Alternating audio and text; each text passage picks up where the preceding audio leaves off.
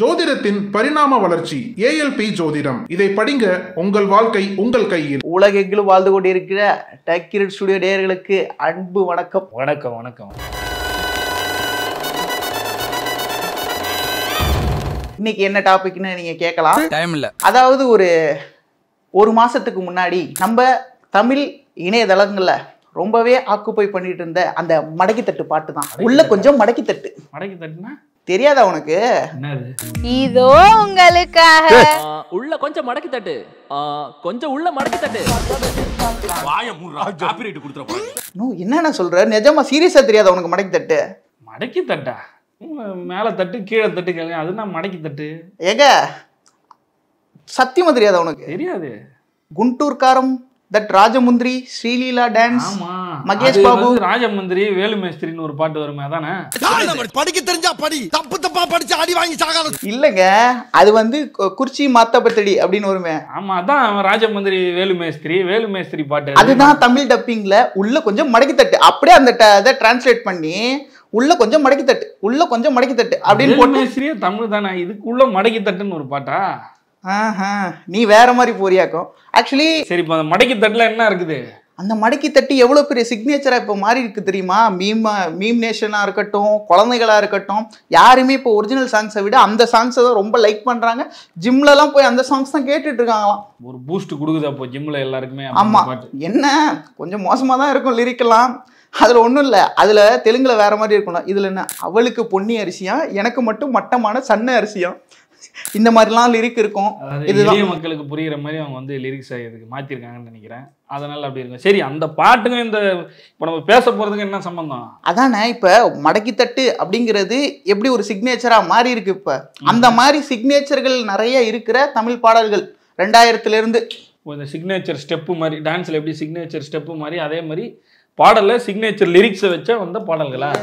அதாவது பாட்டு கொட்டி கிடக்குது. அதுதான் அதுல, அதாவது பாட்டு பெருசா இருக்கோ இல்லையோ, அந்த ஒரு வார்த்தை அதுவே அந்த பாட்டுக்கு எல்லாமே ஆயிடும்.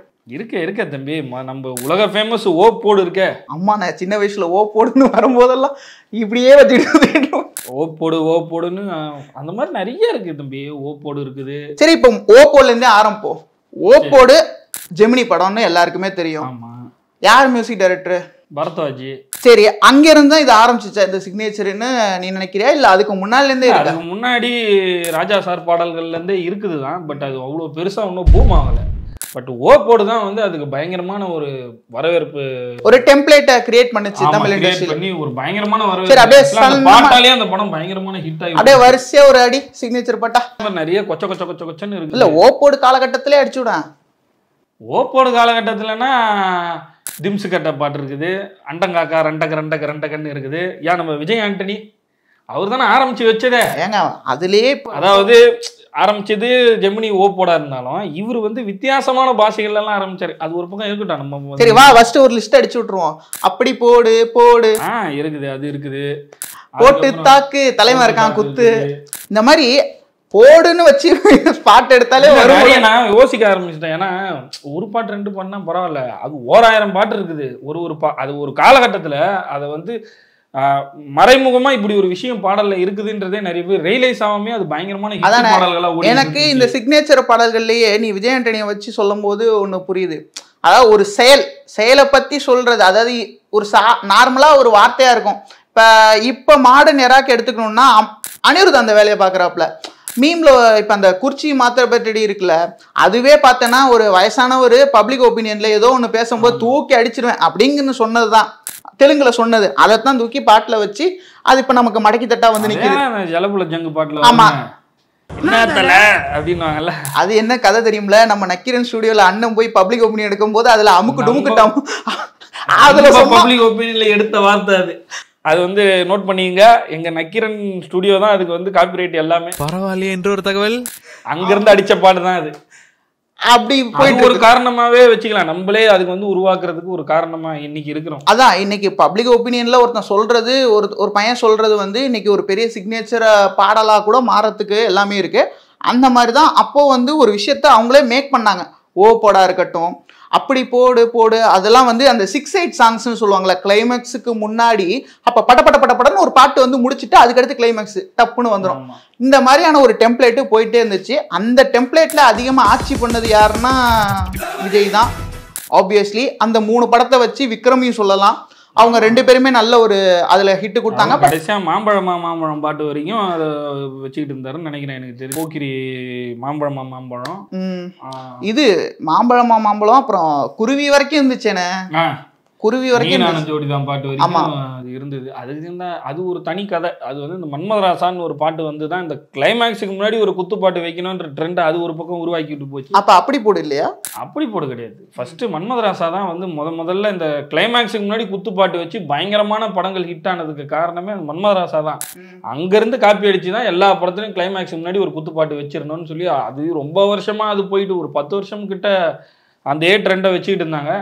அது ஒரு ட்ரெண்டுக்குள்ள இந்த ட்ரெண்டு, அதாவது சிக்னேச்சர் சாங்ஸ் அதுக்குள்ள வந்து அப்புறம் அது பயங்கரமான ஃபேமஸ் ஆகி விஜய் ஆண்டனி புரியாத பாஷைகள் எல்லாம். ஆமாண்ணா, விஜய் ஆண்டனிக்குன்னு ஒரு இதே வைக்கணும் தனியா. என்னன்னா ஏன்னா ஃபர்ஸ்ட் படமே எடுத்துக்கேன், டிஷுமே எடுத்துக்கேன்.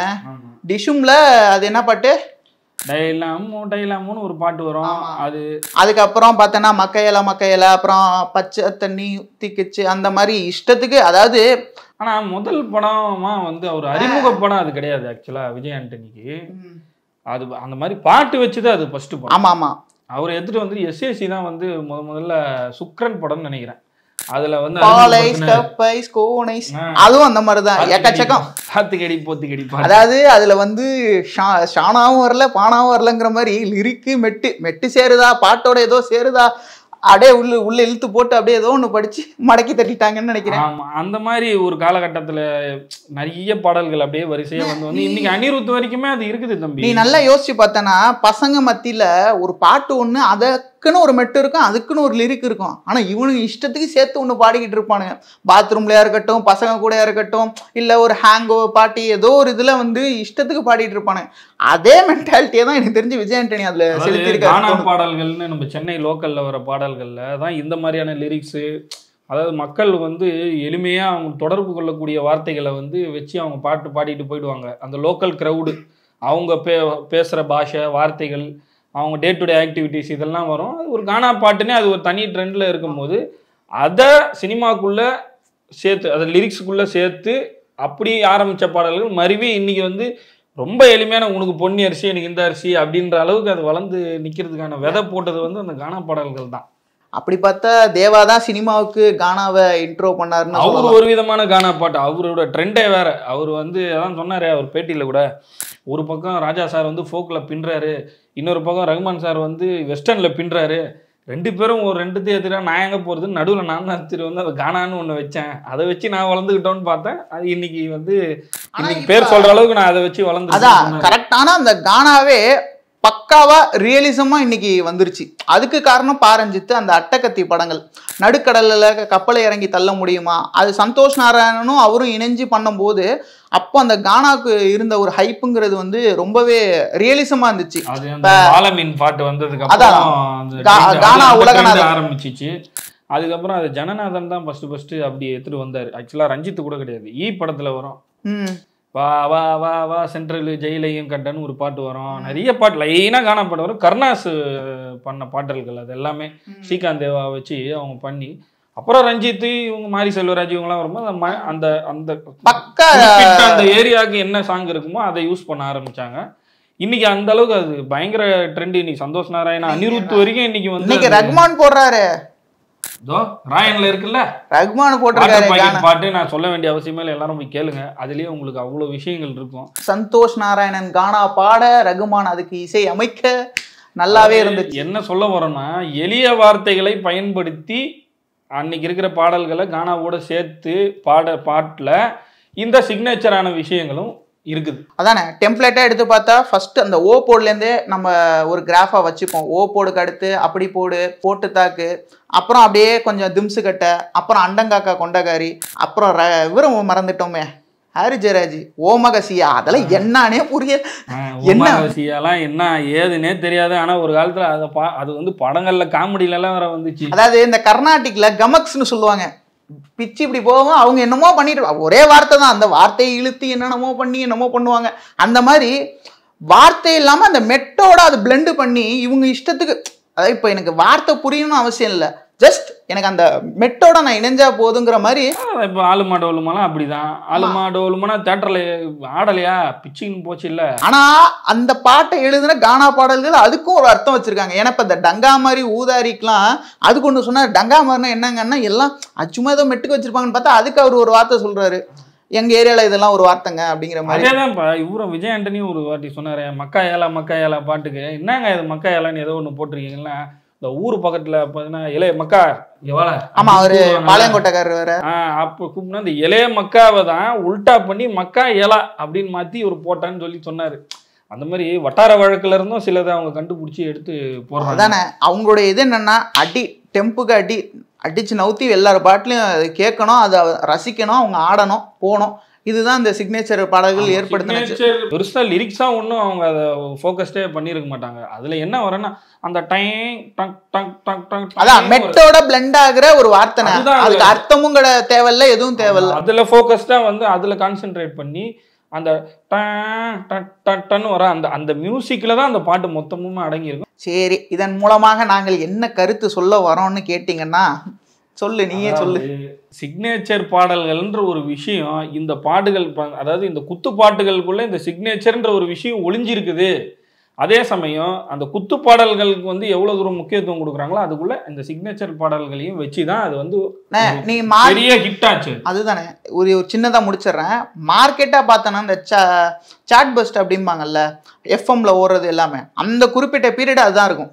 ஆமா, ஏன்னா இப்ப அனிருத் சமீபமா அவர் மட்டும்தான் அந்த ஒரு குறிப்பிட்ட 1 மந்த் அந்த பில்போர்ட் மாதிரி எல்லாத்துலயுமே அவர் தான் இருக்கிறாரு. காரணம் அப்போதைய ட்ரெண்டு, அப்போதைய இது குட்டி குழந்தைகளை ஈஸியா இந்த பாடல்கள் ஈர்த்துரும். அதுதான் இதோட ஆக்சுவலா சொல்ல வந்த விஷயமே அதுதான். இந்த பாடல்களுடைய பிளஸ் என்னன்னா, இந்த குட்டி குழந்தைங்க வளர்ந்து ஒரு 1.5, 2, 3 வயசு, அதாவது இந்த எல்கேஜி யூகேஜி போற வரைக்கும் அவங்க வாயிலெல்லாம் வந்து ஈஸியாக நுழைஞ்சிடும். இப்போ இந்த நீ போயிட்டு ஏதாவது ஒரு பாட்டை பாடுமா பாப்பா அப்படின்னு நம்ம சொல்கிறோன்னு வச்சுங்க, அது வந்து யோசிச்சுட்டு பயங்கரமான லிரிக்ஸ் உள்ள பாட்டெலாம் பாடாது. 2 to 2 பாட்டு பாடும். 2 to 2 2 to 2 2 2 2 2 2 2 2னா 2 ஈஸியாக வந்துடும். அது வாயில் அழகாக 2 to 2னே பாடின்னு போயிடும். அப்புறம் ஜலப்புல ஜங்கு பாடின்னு போயிடும். அதுதான் இது ஒரு மார்க்கெட்டா பார்த்தா இந்த சிக்னேச்சர் சாங்ஸ்ங்கிறது. ஆனா பாரு விடாம இன்னும் அது வந்துட்டு இருக்கு பாரு. பீஸ்ட் அல்லமித்தி அபீபோ அல்லமித்தி அபீபோனா அதுவுமே அவங்க பாட ஆரம்பிச்சிடும். அதாவது சின்ன குழந்தைகள் வரைக்கும் போய் சேரணும்னா இந்த மாதிரியான சிக்னேச்சர் சாங்ஸ் தான் வந்து நமக்கு குழந்தைகள் வரைக்கும் போய் அட்ராக்ட் ஆகி அதன் மூலமா அந்த ஹீரோ வந்து மிகப்பெரிய ஸ்டார் அந்தஸ்துக்கு போகக்கூடிய நிலைமைக்கு. அதாவது ஸ்டார் அந்தஸ்துல நம்ம இதுக்கு முன்னாடி வீடியோல பேசணும்ல, லவ் பாடல்கள் லவ் படங்கள் சக்சஸ் ஆகணும், நல்ல பாடல்கள் கொடுக்கணும், அதுல இதுவும் சேர்க்கப்படுகிறது. ஆமா, இதுவும் இருக்குது. இப்போ விஜய் சாங்ஸ் வந்து சின்ன குழந்தைங்களுக்கு வந்து வரைக்கும் போகுதுன்னா அது காரணம் அதுதான். சிவகார்த்திகேயன் இப்போ அடுத்த அந்த லிஸ்ட்ல இருக்கிறாரு. அவரோட பாடல்களும் அந்த குழந்தைங்க வரைக்கும் போறதுக்கான காரணம் இதுதான். அந்த அந்த வார்த்தைகள் ரொம்ப ஈஸியாக அவங்க வாயில் நுழையிற மாதிரியும் அதே சமயம் சிக்னேச்சர் பாடல்களாகவும் இருக்க வச்சு தான் அது அவ்வளோ தூரம் ஹிட் ஆகி பல ஸ்டார்களை நம்மளுக்கு வந்து இந்த சிக்னேச்சர் பாடல்கள் தான் உருவாக்கி இருக்கிறதுன்றது இந்த நிகழ்ச்சி மூலமாக அதுவும் காரணம். ஆமாம், அதுவும் ஒரு காரணன்றதை இந்த நிகழ்ச்சி மூலமாக நான் உங்களுக்கு தெரிவிச்சுக்கிறோம்.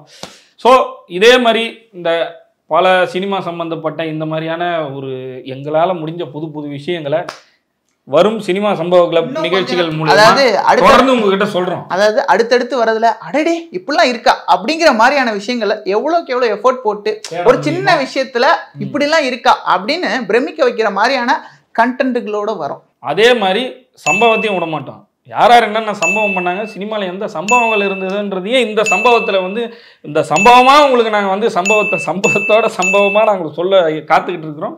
இதே மாதிரி மற்ற விஷயங்களை வந்து வரும் நிகழ்ச்சிகளில் நம்ம தொடர்ந்து பார்ப்போம். நன்றி. நன்றி.